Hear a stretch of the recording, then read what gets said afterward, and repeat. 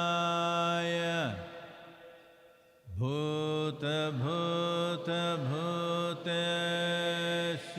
Bhuteshwaraya Kala Kala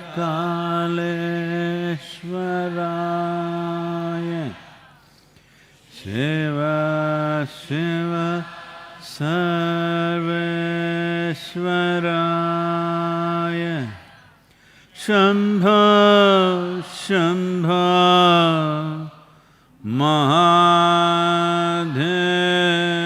Mahadevaya Yoga Yoga Yogeshwaraya Bhuta Bhuta Bhuteshwaraya Kala Kala Kaleshwaraya Shiva Shiva Sarveshwaraya Shambho Shambho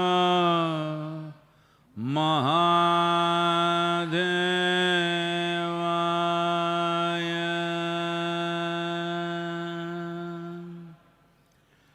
Yoga Yoga Yogeshwaraya Bhuta Bhuta Bhuteshwaraya Kala Kala Kaleshwaraya Shiva Shiva Sarveshwaraya Shambho Shambho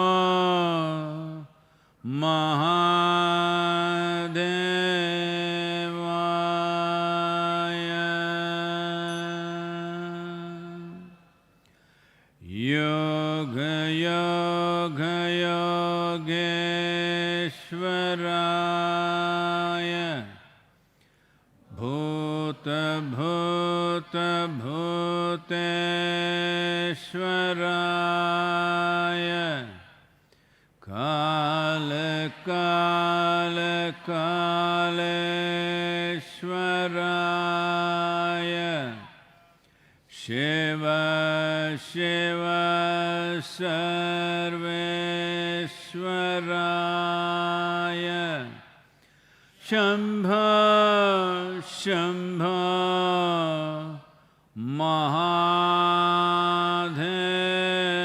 Mahadevaya Yoga Yoga Yogeshwaraya Bhuta Bhuta Bhuteshwaraya Kala Kala Kaleshwaraya Shiva Shiva Sarveshwaraya Shambho Shambho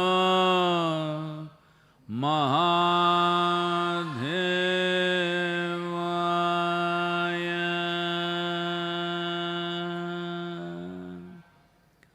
Yoga Yoga Yogeshwaraya Bhuta Bhuta Bhuteshwaraya Kala Kala Kaleshwaraya Shiva Shiva Sarveshwaraya Shambho Shambho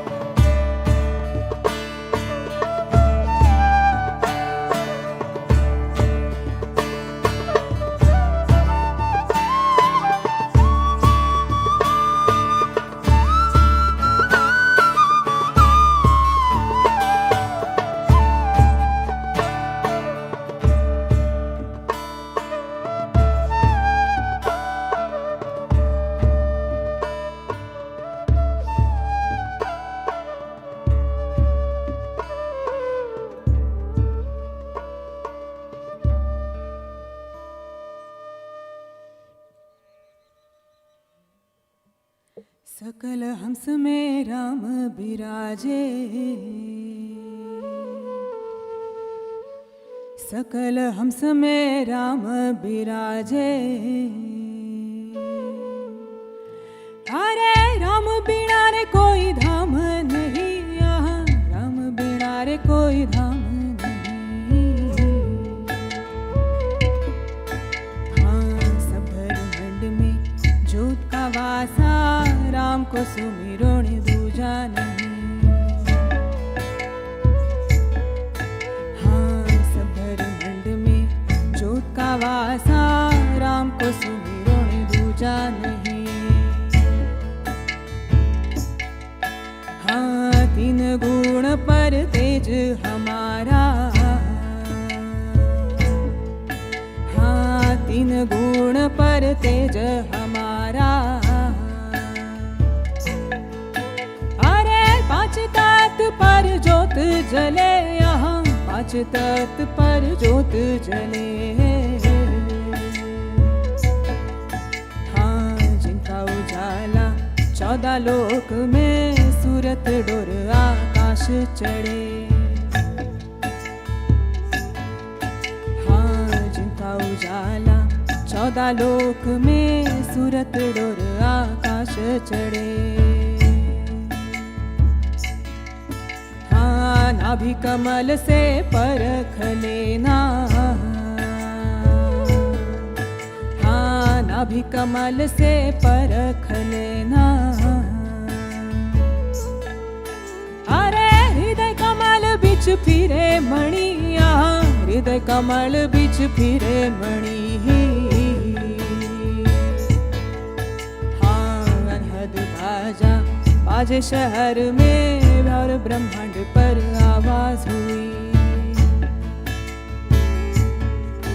हाँ, अनहद बाजा बाजे शहर में, ब्रह्मांड पर आवाज हुई।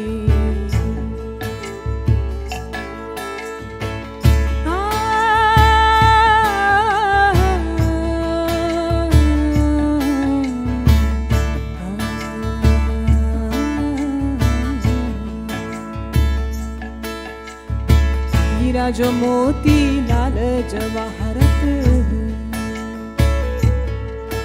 अरे प्रेम पढ़ा रथ पर खो यही, यहाँ प्रेम पढ़ा रथ पर खो यही। साच मोती सुमर लेना, राम धन से मारी डोर लगी। साच मोती सुमर लेना, राम धन से मारी डोर लगी। साच मोती सुमर लेना, राम धन से मारी डोर लगी।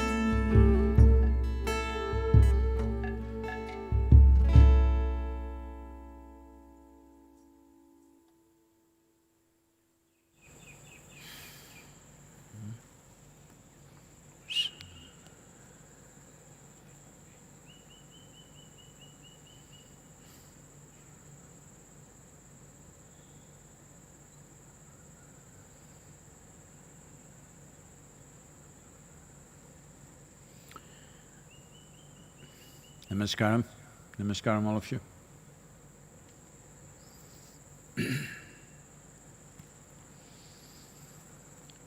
Well, the virus continues to spread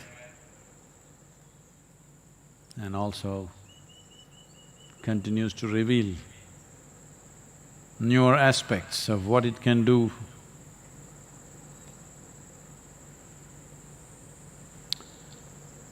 Many things are coming out which makes it far more complicated than what we thought was just a respiratory infection. Well, we still don't have a full picture. What are we fighting? So the best way is not to meet him for some time. By the time we have to meet him, at least we must have a full picture, what it can do and what it cannot do. Because people are dying of cardiac arrest, People are dying of strokes, people are dying of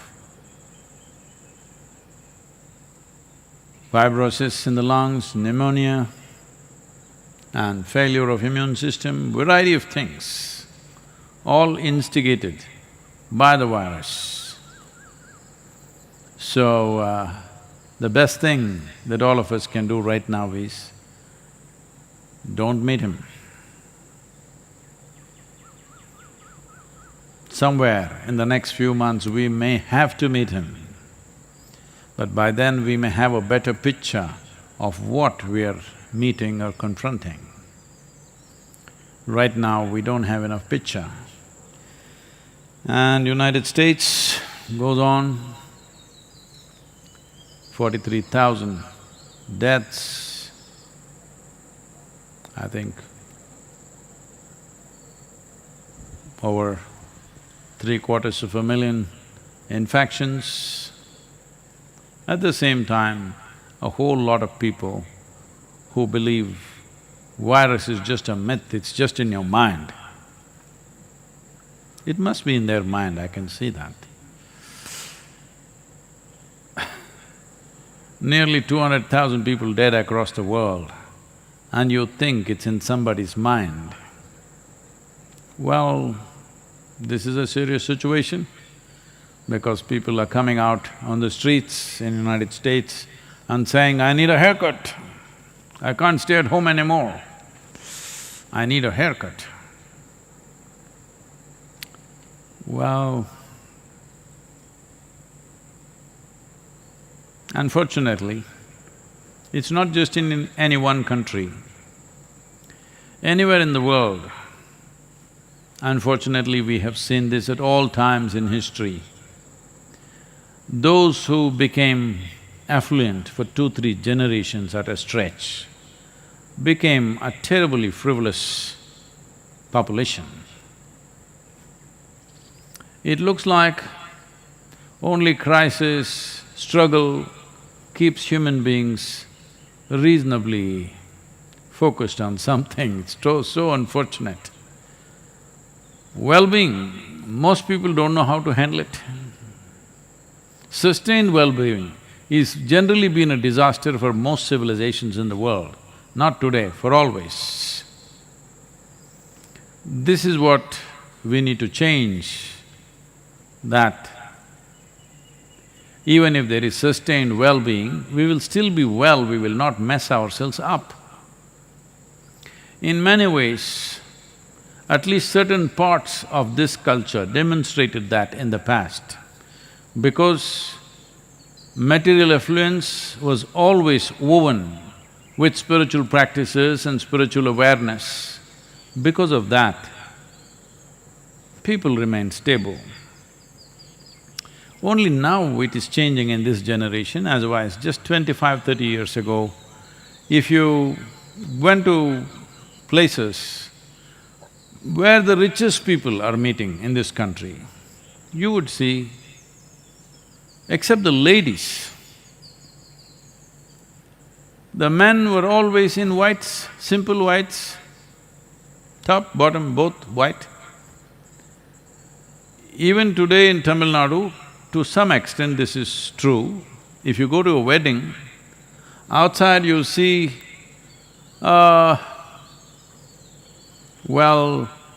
Bentleys, Mercedeses and BMWs all parked.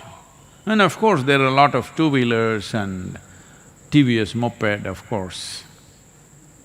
If you go inside, at least the men's segment, you can't make out who came by Bentley, who came by TVS moped, because both will be dressed the same way.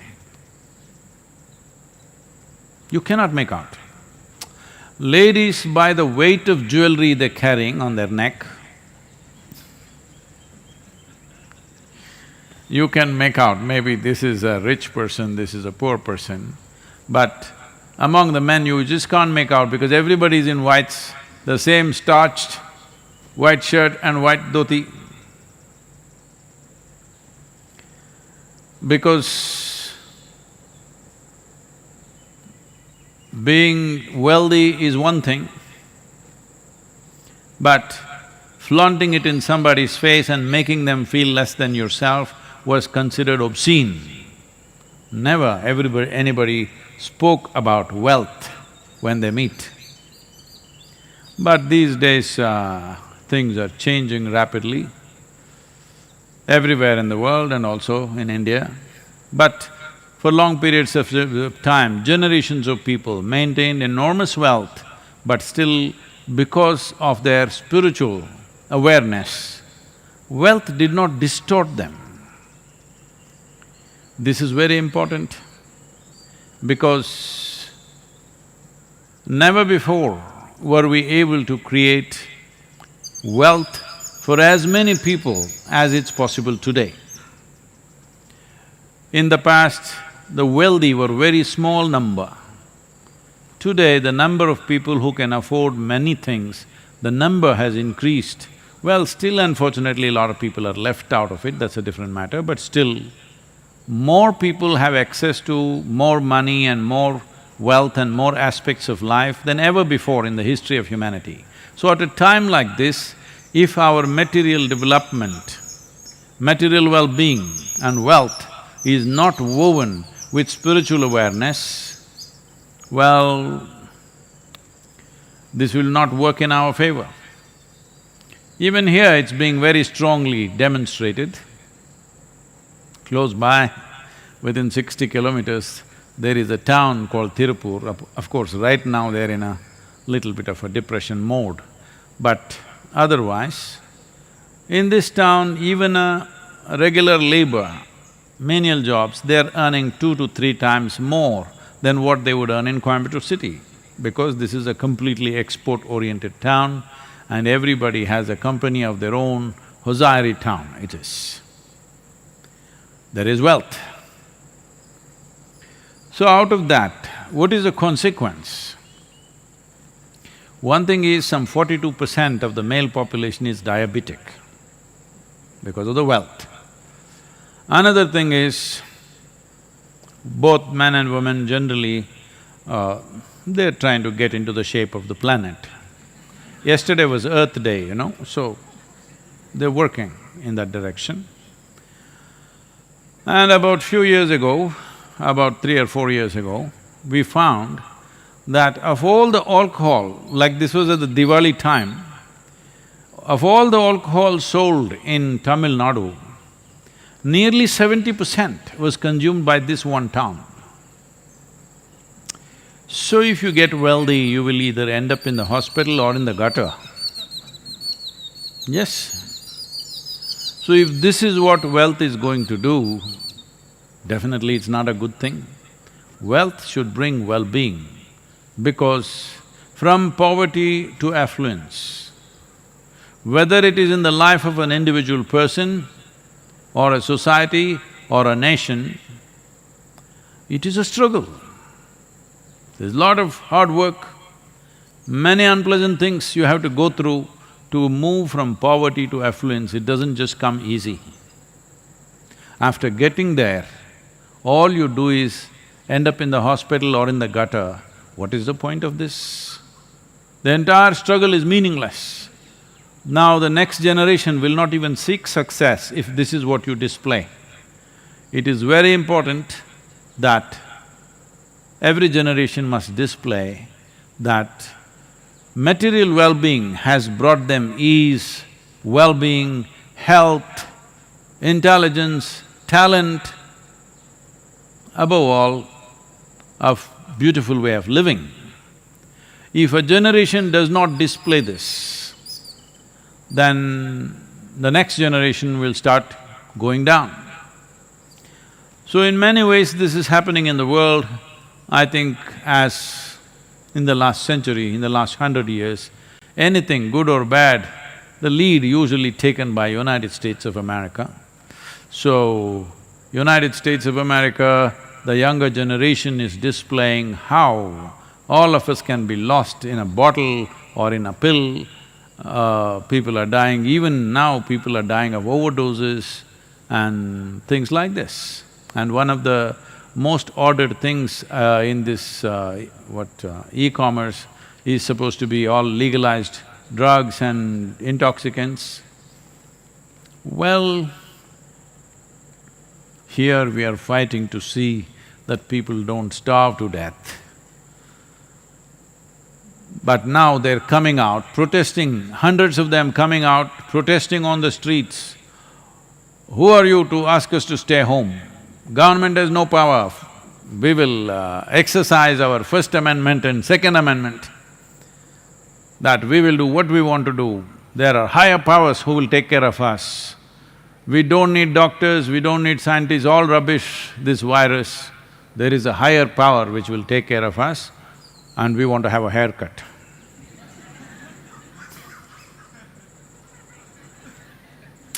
You never had a haircut, huh? Good, like me you are. So that's how frivolous it's becoming. If we don't see certain things ahead of time, we end up in a disaster. So Shankaran Pillai was living in San Francisco.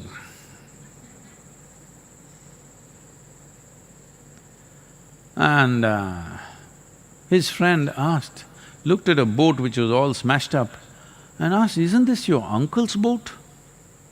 Said, "Yeah, it was my uncle's boat." "What happened? What happened to your uncle?" Then Shankaran Pillai asked, "You know, when you're approaching the Golden Gate Bridge, have you seen that big rock?" Said, "Yeah, I've seen that." Well, he didn't see it.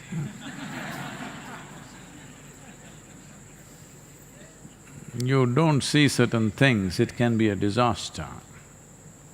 So right now, it is paramount because we have no idea what this virus fellow is. So the only thing we can do is, we don't meet him. Everybody strive not to meet him. That is the simplest thing we can do. Right now, that's all we have done. By controlling human behavior, we are managing it. We have not controlled the virus in any way. So everybody is lauding India for its leadership in handling virus with such a dense population, mainly because of very rigidly controlling human behavior. All of you, last 15 days, surviving on just pumpkin and yam and and some beans, no vegetables, no fruits. That's why not one of us have an issue. If everyday trucks move up and down, then things will happen. So when the relaxation happens on 3rd of May, the good news is it's going to be partial relaxation. I don't think we can afford to completely relax. Relaxation will be partial both geographically and also in terms of activity. Some things will be relaxed, some things will not be relaxed. And some parts of the country will be relaxed, some parts of the country will not be relaxed. All those areas which have been marked as red zones right now, I don't think they can afford to relax that. If they relax that, they will give it to all of us. So here also, there are some people who are managed by from some other place. Those people are going berserk, attacking the doctors, attacking the police. As all of you know, new ordinance has been brought in to deal with that, but still it's happening.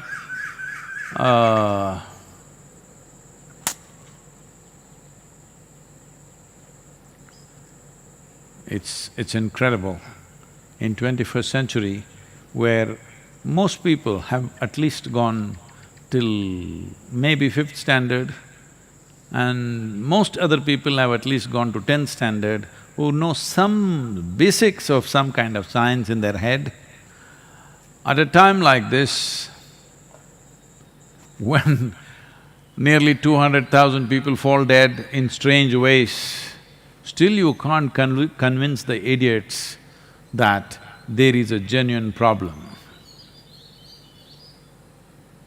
Thanks to human intelligence. This question is from Siddharaj. Namaskaram Sadhguru. Devi is a manifestation of divine and you said many Devi temples all over the world were destroyed. I would like to know, why was Devi not able to protect herself? Oh. Well, yes, it is a fact that the worship of the divine in the feminine form was hugely prevalent in the present-day Europe, Arabia, Central Asia, all these places. But it has managed to live only in this part of Asia still. In other places, it's been violently uprooted.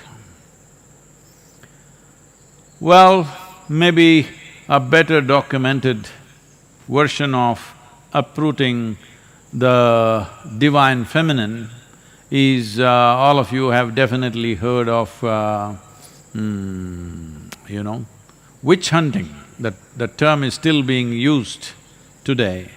If something unfairly, somebody is being hunted, we say witch hunt. This comes from the term during the time of the Crusades. It is estimated they burnt over 6 million women alive over a period of probably 150 years or 200 years, I'm not very sure about that. But over a period of time, those crusade period, when somebody was very ambitiously spreading their religion, this is what happened.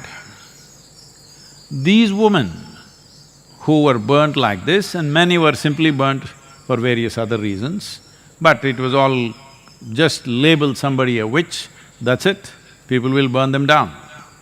Even today this practice is still there, unfortunately here and there.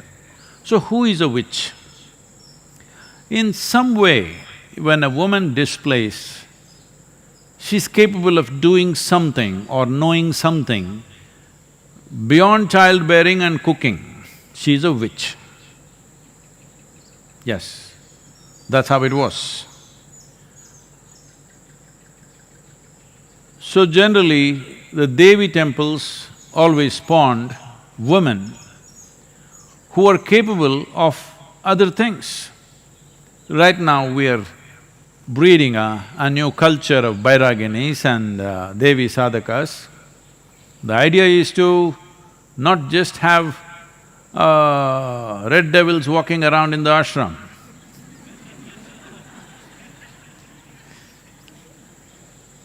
The idea is, slowly divinity walks around.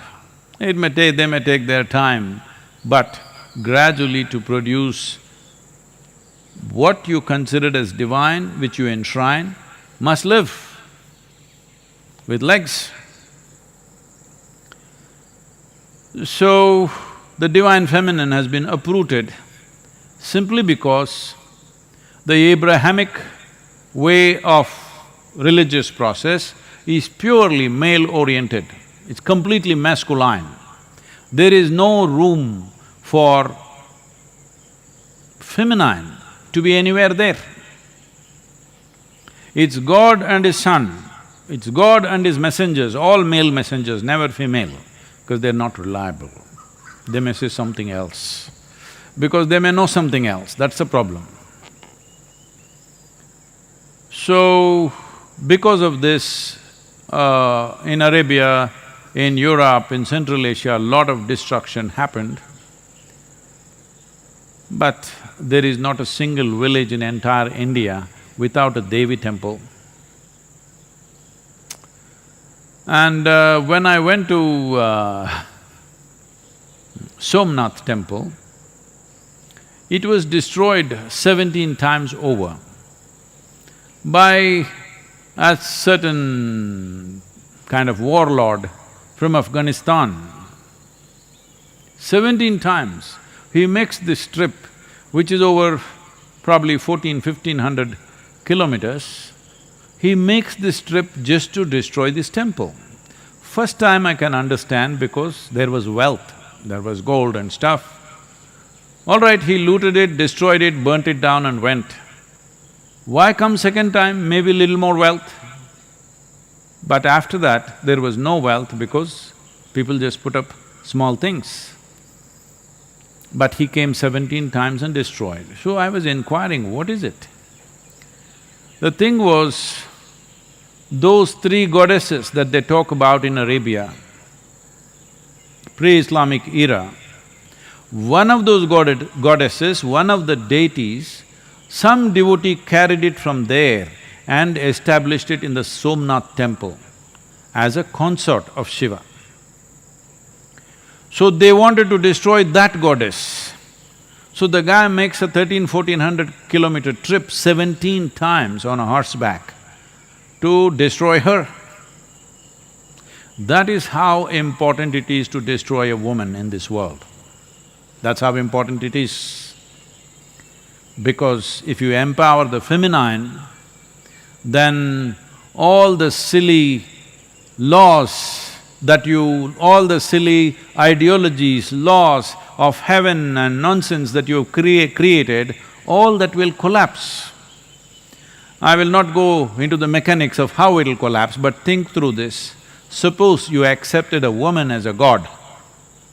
Suddenly, going somewhere and living well will go away, because that's not the nature of the feminine.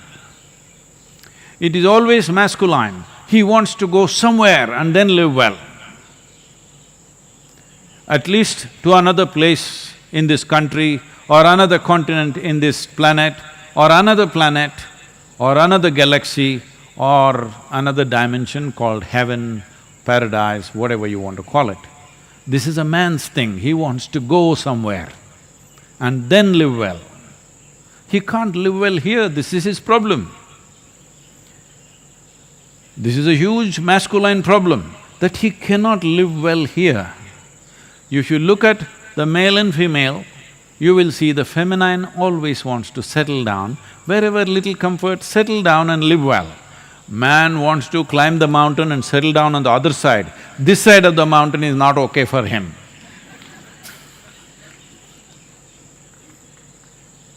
So, if you made a male god and a female god and they were together like Shiva, Parvati, something, you will not want to go anywhere. Even Shiva settled down in Kashi because of Parvati. He's a wanderer. But during the winter months after he got married, he found she was finding it very difficult to be in high altitude in Himalayas. For her sake, he came down to Kashi, but then he also started liking it so much. For a long time, he did not go back. So, feminine always brings settling down. Masculine wants to propel somewhere. That propelling, too much propelling. We need some propelling, of course. Too much propelling is causing enormous destruction on all levels of life. Today, a whole lot of people have started philosophizing only because we overdid our economy, viruses come to neutralize our economy. I am not saying that. This is not the way to balance our economy or our activity. There are more sensible ways to do this. And one important way to do it is empower the feminine. You will see in many ways this propulsion will come down a little bit. Either you must be inward-oriented, then you can sit here. Or you are in some way bound to a woman, then you will sit here. Otherwise, single man can't control him, he's all the time on. If you are inward-oriented, very effortlessly you will sit, otherwise a woman can tie you down. In many ways, the economy and the destruction of the planet has still not gone to that place where it's not irreversible, simply because most men still need a woman. Very few men who can live without a woman. They are either ascetics, so no problem, or they are super ambitious tyrants, they are a problem. Yes. So, has Devi been destroyed?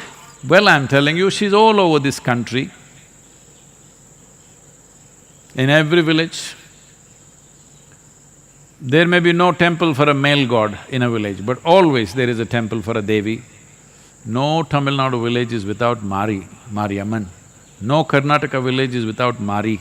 Here, there she is Mari, here she is Mariamman, somewhere else she is Kali. She is good at taking on lots of names.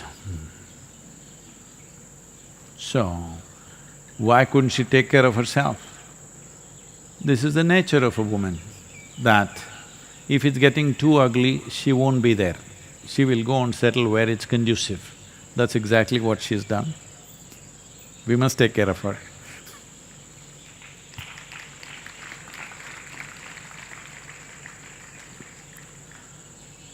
Yoga Yoga Yogeshwaraya Bhuta Bhuta Bhuteshwaraya Kala Kala Kaleshwaraya Shiva Shiva Sarveshwaraya Shambho Shambho Maha